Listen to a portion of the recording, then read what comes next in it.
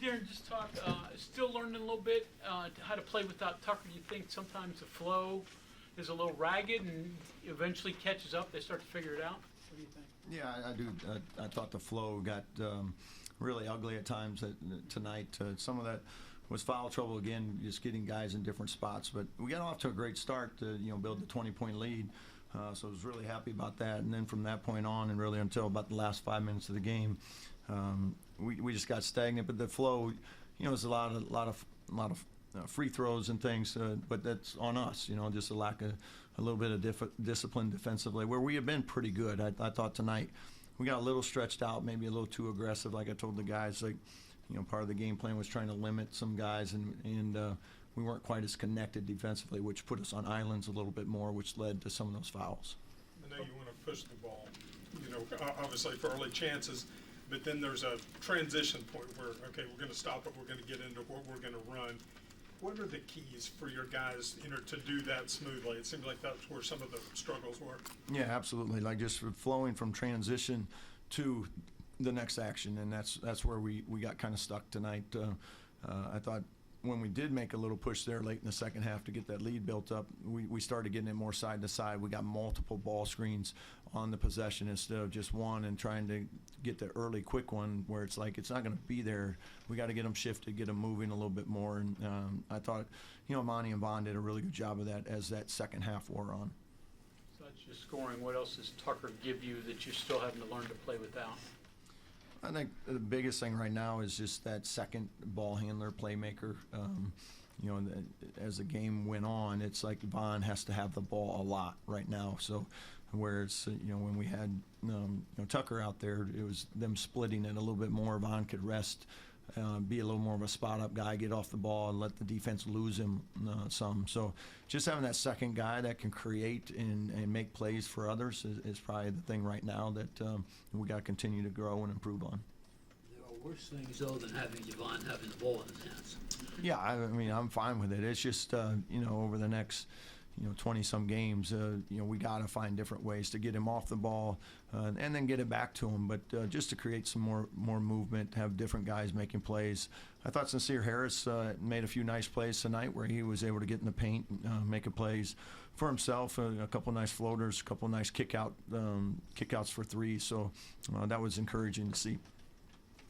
You guys were 20 for 22 from the foul line tonight. Was that kind of the emphasis to really go down there and win the battle at the foul line and the paint?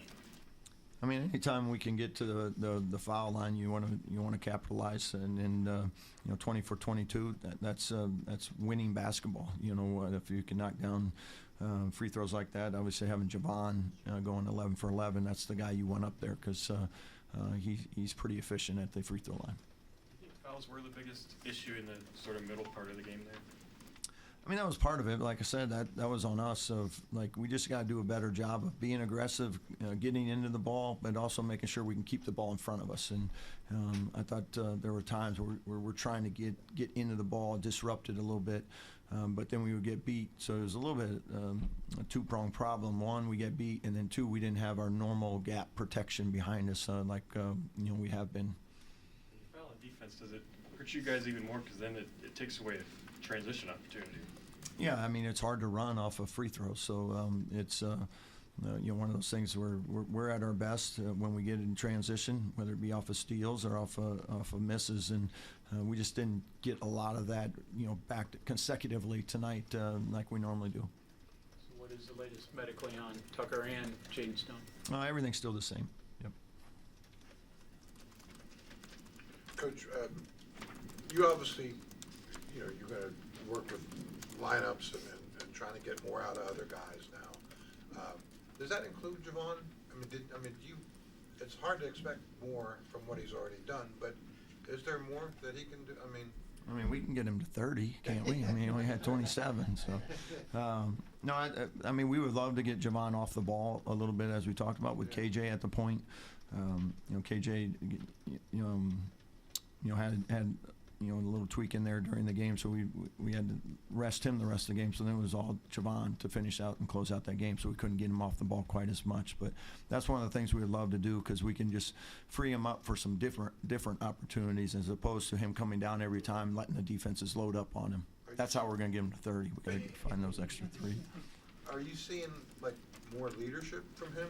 I think possibly? he's been great. Yeah, and you can really sense it right now, like it's his team, Right. and whether it be in the huddles or out on the floor, you can see him. Like that second half, really talking to the guys, really willing us, even with his play, to I'm going to take this over and try and win us the game in the right way.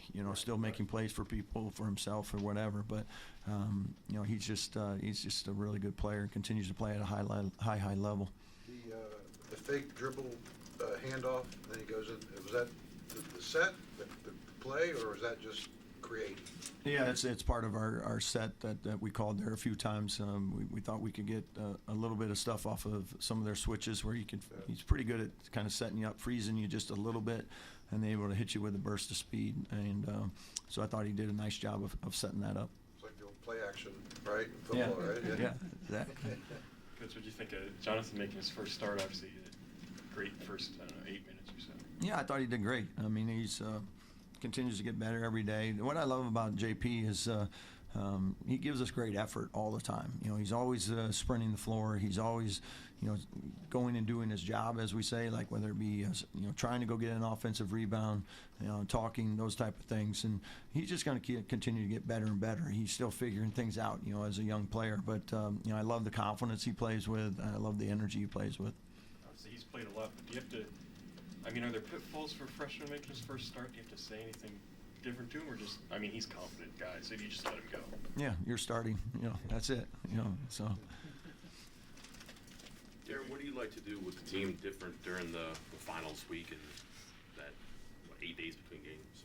Yeah, typically we'll take a little, maybe have a day or two where it's a little more skill work, and you kind of got through a long stretch right here of non-conference play. Like I told the guys, though, you got one left to finish off non-conference play, so we have to make sure we finish this strong, and then you get a few days off before we prepare for league play. But with the circumstances and things, we'll continue to work with guys on some execution pieces, having guys in different spots. That's the biggest thing right now, just from being able to play fast without thinking, so they know where they're supposed to be, and those are the things that we'll have to clean up as we move forward here. And then you played Harris tonight. I understand it's probably some foul trouble, but just last time you started with the 2 bigs, and if you put 2 out there, foul trouble could be a problem.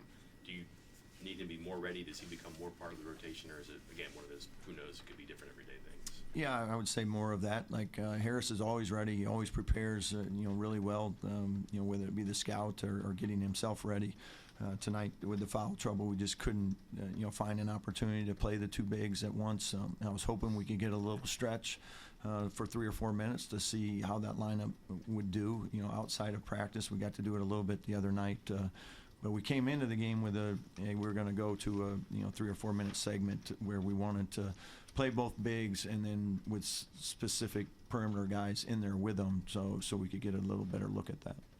Seems like the most important thing that Javon does is he'll get his 25 points, but he does it in a winning way rather than a selfish way. Is that just him? Yeah, he's very efficient. He's been, from the moment he stepped on campus, he's about the right things. He's about winning, making the right plays, always encouraging teammates. He's always wanting them to be more aggressive too, because he knows, on any given night that he may not get 27, and we need other guys that are ready to step up and fill that void from a scoring standpoint. So he's always encouraging guys to stay confident, and that's what great leaders do. I know schedule is what the schedule is, but would you prefer to have more than one game in the next 17 days? Is that a detriment? No, I don't think so. It's a pretty typical, finals week schedule. Sometimes you have a second game in there, but I'm excited about it for us. Like you get a little bit of a break to go back and really almost like preseason practices of like, okay, here's all this data we have and all this film study we have of. All right, where are we now? Who are we? And what do we want to look like as we get into league play? And you got a chance to really focus in on that without a game prep for tomorrow type thing. Coach, more than scoring for him, when you look at the Sincere's stat line, plus 35, it's not a perfect stat, but is that even more than the 12 points indicative of how good he was? Yeah, I mean, I always think the plus minus can have a lot of different factors in it, but it's never a bad thing when you're plus 35. So that's certainly something that he brings us that a lot of times doesn't always show up on a stat sheet. It's the other ways he influences the game. What is the kind of mindset going in the Big 12 play with that humongous break in between? I think it's just us getting better, every day. Like we talked about the practice time that we have between now and then is, let's make the most of it. See what changes need to be made. See what things we can maybe get a little bit more locked in on and better at, and then get ourselves ready to go for, a long stretch in league play. Coach, thank you. Thank you all.